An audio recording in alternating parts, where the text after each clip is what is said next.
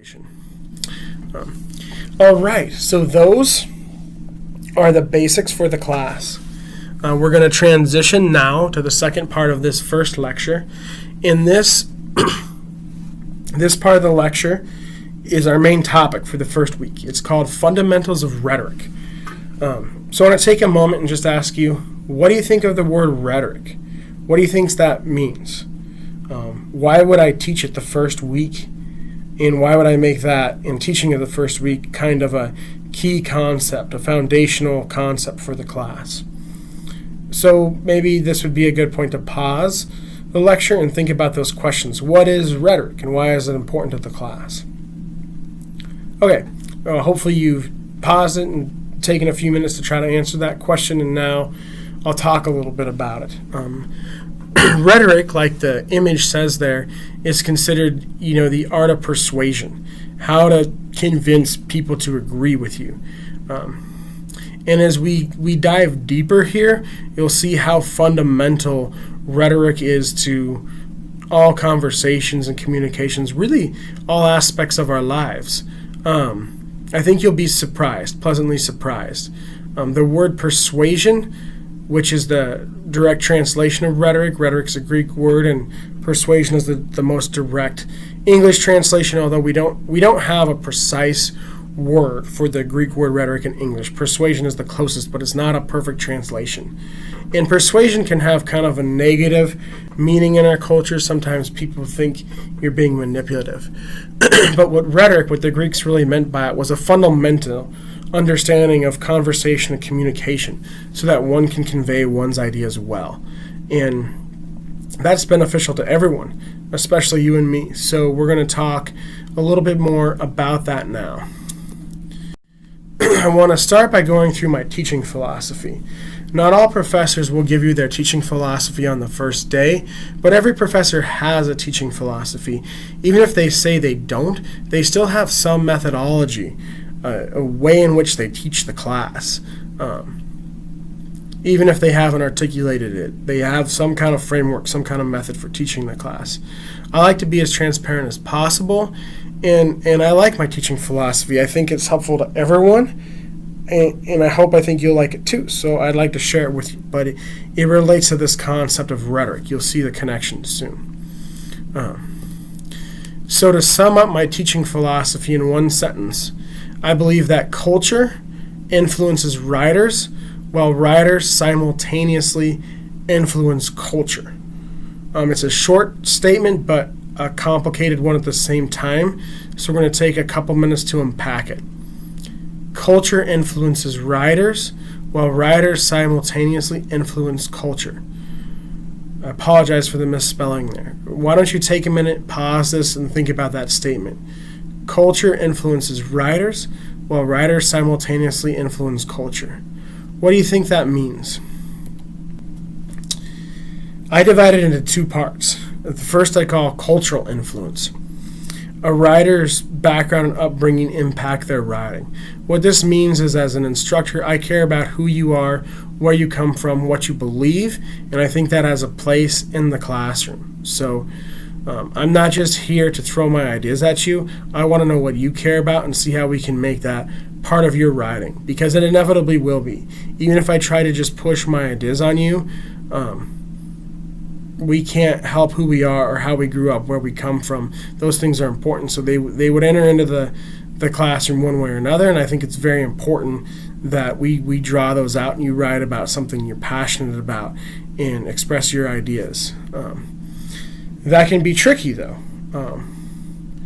People aren't always willing to listen to our ideas. And so that's the goal here, is to give you a means by which to communicate your ideas that really helps you reach people. And here we transition to the second part of it, what I call writerly influence. This is the idea that all writers possess the power to inspire or create change. So you've been influenced by these things. Maybe how you grew up, maybe an experience when you were younger really shaped who you are now. But you're not just someone reacting to the world around them. You're an agent who can create change. So Just as the culture has influenced you, you also possess the power to influence the culture. You can write something that creates change. There are obvious statements we can go to with this idea. Say, for instance, Martin Luther King's, I have a dream speech, which created all kinds of change. But change can happen on a much smaller scale than that. And part of my purpose in this first lecture is to convince you that while you probably think you seem insignificant compared to someone like Martin Luther King Jr., you do indeed possess the power to create change. It may be small-scale change, but that's important too. And so we're going to continue to talk about this. But the takeaway here from my teaching philosophy is that who you are is important, and you have the ability to create change through your writing, even in this class, especially in this class, beginning in this class. So here's an illustration. I get that a lot of people are visual learners, and I'm really down with that idea. I think that sometimes an image can almost say more than the words. And so if you look here, you'll see, the arrows going each direction. And so it's not a chicken or the egg question. It's a fluid thing. Culture is continually influencing writers, and writers are continually influencing culture, and that's the process. Who we are affects our writing, but through our writing we can create change. So hopefully the visual is helpful for you. It's helpful for me. I want to take one more minute before we kind of move on to the connection to rhetoric and just show you kind of where my teaching philosophy comes from. It's my idea, but it's been influenced by some pretty big figures in the history of rhetoric. One is James Berlin, who states that the self is always a creation of a particular historical and cultural moment. And so the idea of cultural influence, kind of one half of my teaching philosophy, originates from this idea of Berlin's, that the things going on around us, the time in which we live, impacts us. The second half comes from this other scholar named Johnson Alola, who argues that all writing creates change. In Johnson Alola, in his book, I'm not going to make you read it, but in his book he does a good job of illustrating how all writing creates change. While it's obvious that a big speech like the I Have a Dream speech creates change, Johnson Alola is really the one who shows how all writing can create change even on a small scale. So again, it depends on how we interpret the concept of writing. And in this class, following in the line of these scholars, I intend to interpret the term writing as broadly as possible. And Johnson Alola could really say all communication creates change. So you could give some speech that inspires lots of people to take up an important cause. You might also write a memo or an email at work that convinces people to go a certain direction on a project, and that's very important. It could even be as simple as having a conversation with your friend, and you're trying to decide what movie to go to, and your friend really wants to see one movie and you want to see a different movie, and you end up persuading your friend to see the movie you want to see. So we can create change in all different kinds of ways, and we can do that through writing and through communication. So I think these quotes it's fairly self-evident how these two quotes influence the two halves of my teaching philosophy. Hopefully it's an empowering philosophy for you.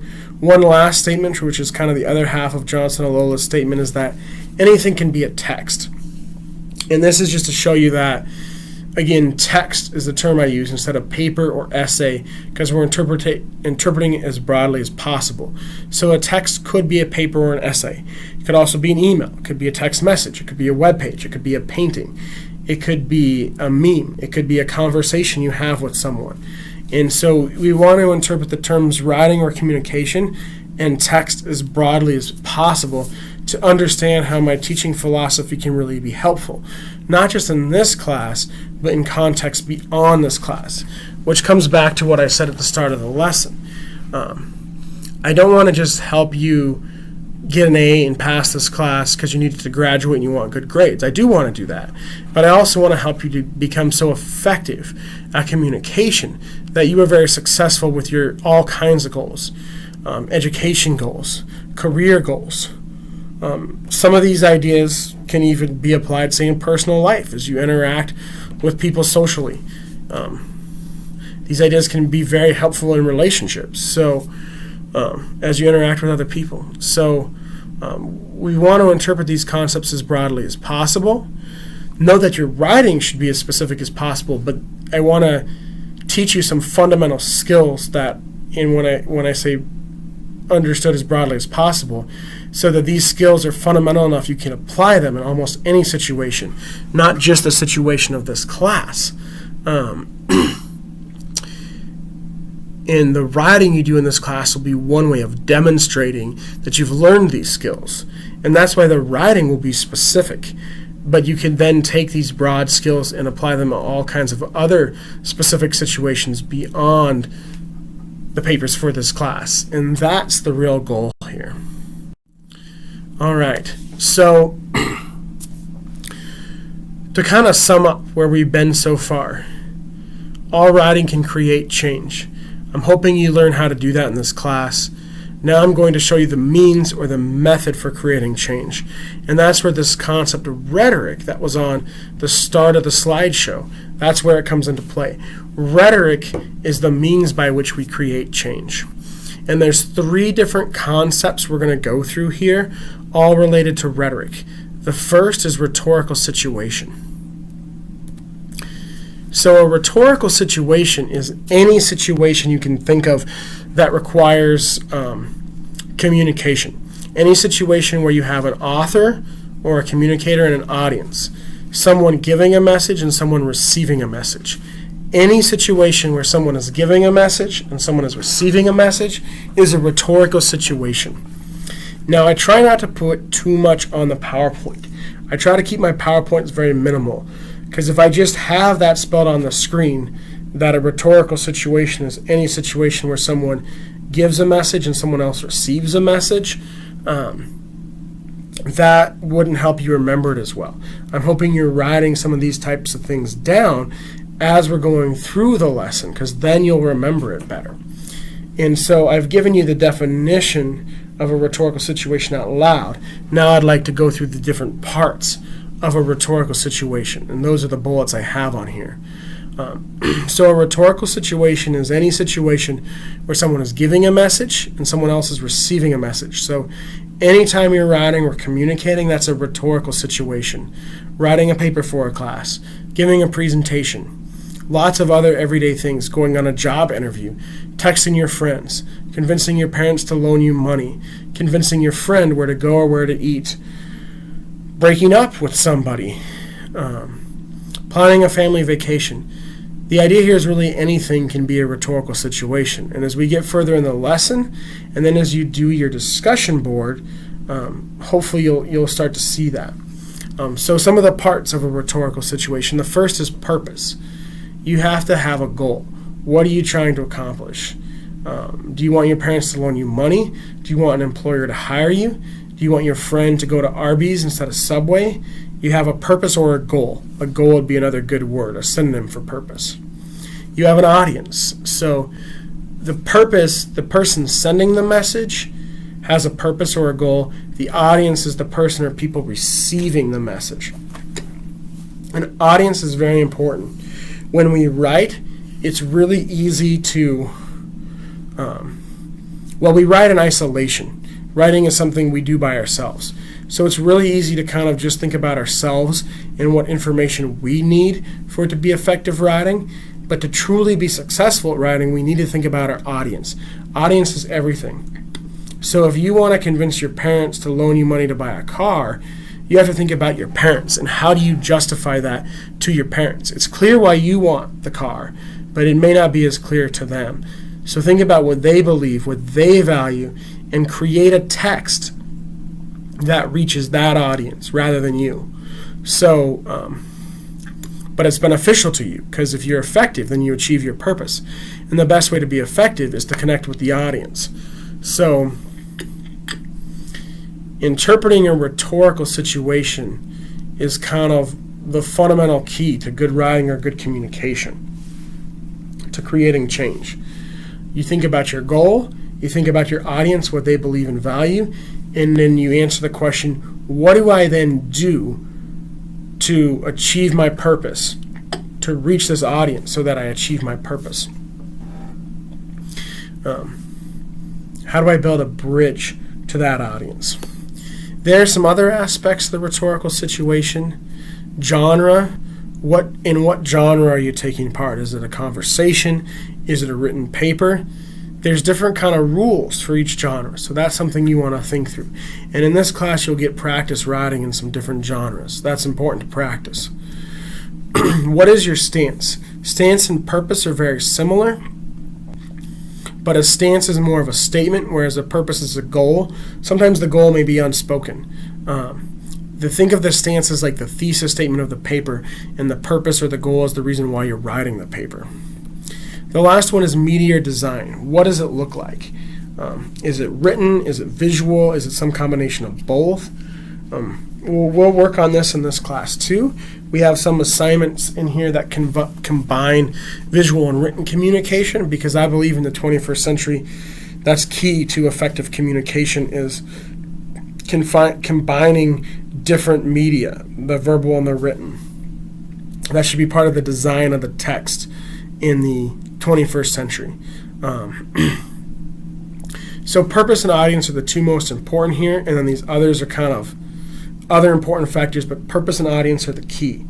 And so just kind of sum up, a rhetorical situation is a situation where one is sending a message to someone else, and that message takes the form of a text. Going back to Johnson and Lola, we're interpreting the idea of a text as broadly as possible. So you have a goal, you have an audience, you produce a text that ideally will reach that audience. What goes into the text? Is it a conversation? Is it a memo? Is it a painting? What is the text? But you always produce a text in response to the rhetorical situation to try to reach your audience. We're going to go on now to the second part here, which is a little bit more about how to produce the text. Okay, so now that we've discussed the rhetorical situation, which is the first part of the means to create change, we're now going to discuss part two, which are the rhetorical appeals. And in a minute, after this slide, we'll talk about rhetorical sensitivity, which is like the third part. So if, like we said a few minutes ago, all writing creates change, or at least has the power, the potential to create change, how do you go about creating that change? How do you write in an effective way that persuades readers and changes their minds, or leads to them taking the action you want them to take? The first step, which we just covered, is looking at the rhetorical situation. What is my purpose? Who is my audience? What kind of text do I produce so that I achieve my purpose as I'm relating to my audience?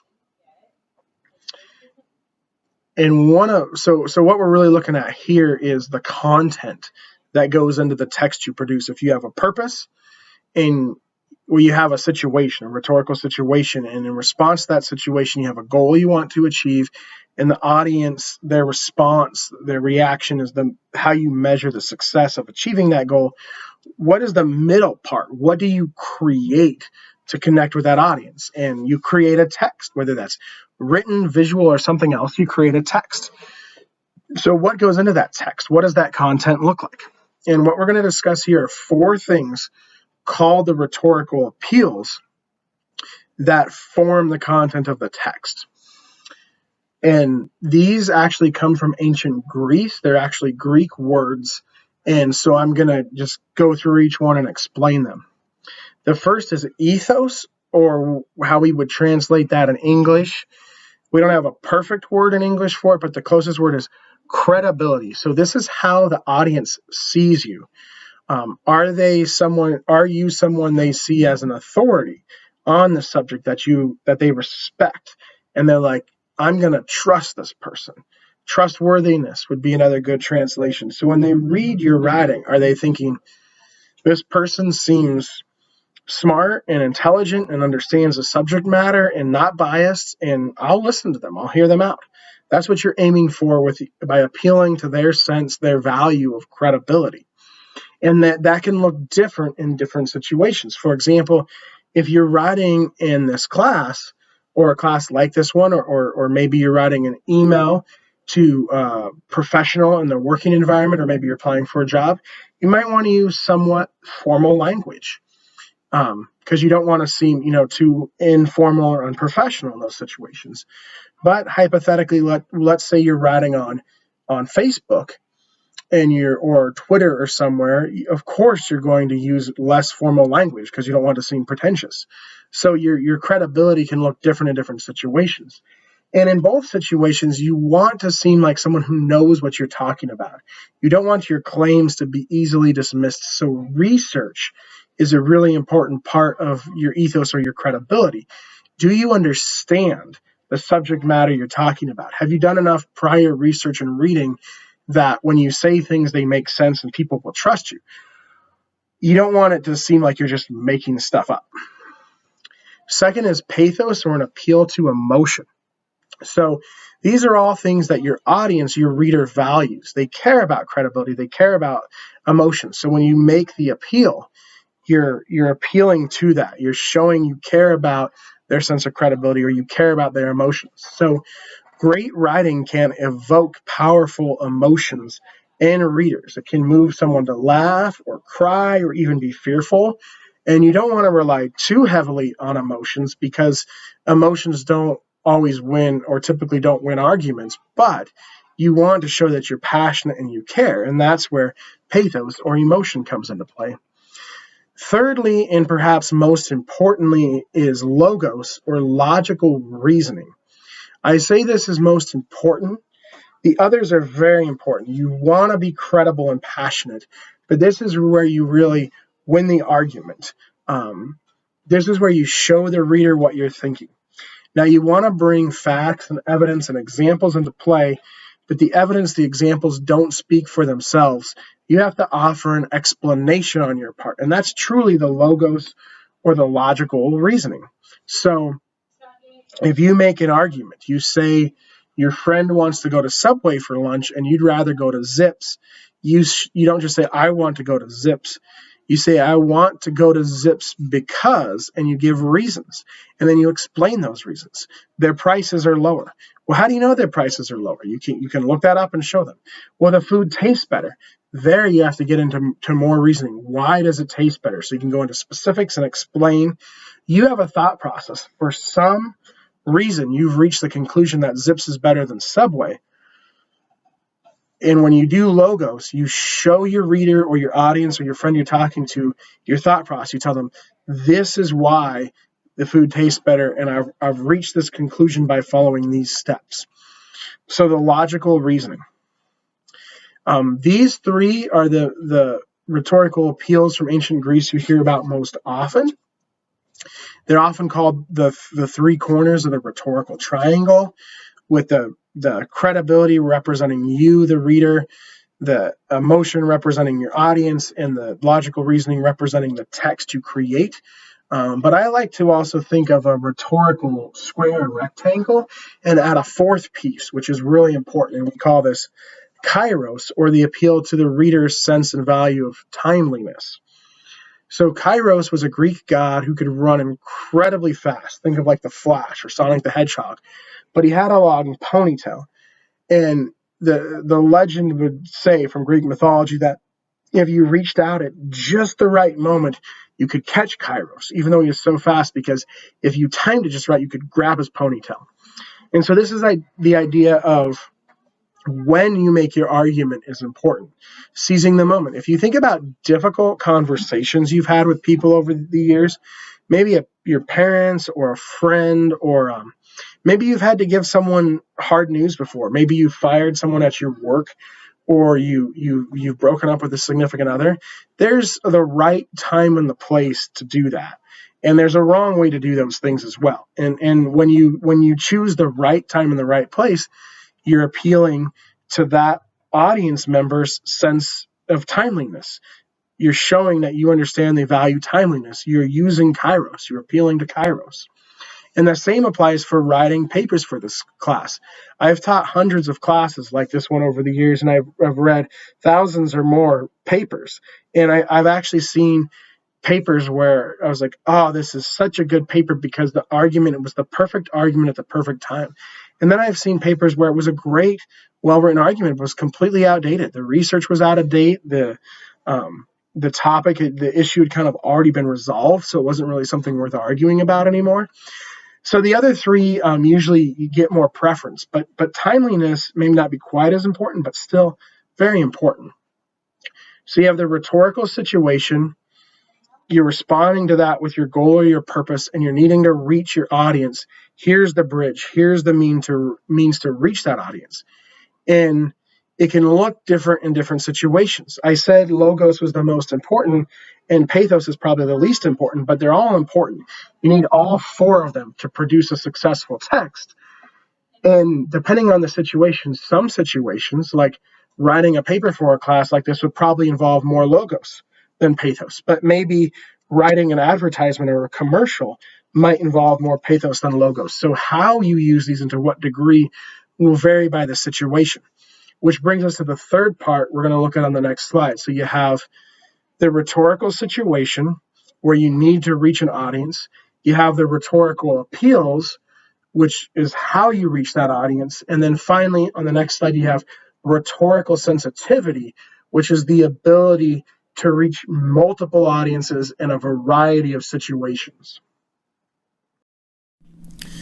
The last part here is rhetorical sensitivity, and this is really just to sum up.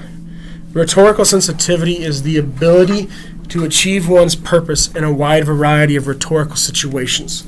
So this is foundational, this is key to good writing, to good communication, and that's why we're studying it first in this class. So in every writing situation, you have a purpose and an audience. If you achieve your purpose, then you're effective, you found success. That's what I want to teach you to do in this class. That's my goal for this class. Rhetorical sensitivity is a term that refers to being able to find that success in more than one situation. So you might be really good at writing papers for classes. When I was an undergrad, I was really good at writing papers for classes.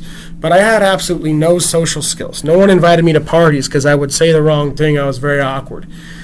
Since I've been married for 7 years now, my wife has really helped me with this. But I was a one-trick pony before my marriage. I didn't have good rhetorical sensitivity. It's still not great for me, but it's getting better. I hope that by the end of this class, you'll have great rhetorical sensitivity. Certainly one goal for this class is to write academically so that you can do well at the university, but I don't want you to just do well at the university. I want you to get a great job. I want you to communicate well with your coworkers, so on and so forth. And so the goal for this class is not just to learn to write academically, but to master rhetorical sensitivity so that you have great papers for classes, but you also write a great cover letter when you apply for a job. You do a good interview so you get hired for the job.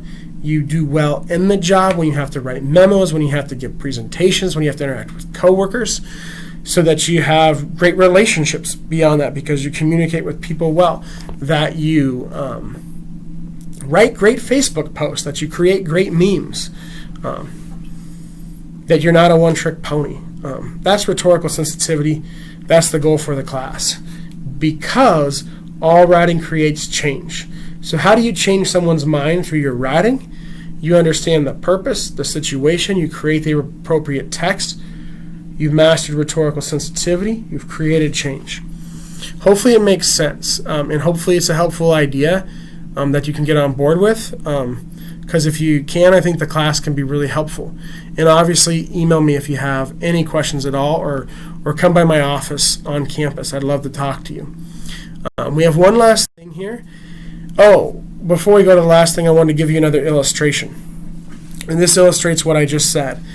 So you have purpose and you have an audience, and the rhetorical appeals that you incorporate into your text are how you build the bridge to that audience. So these arrows here illustrate that connection.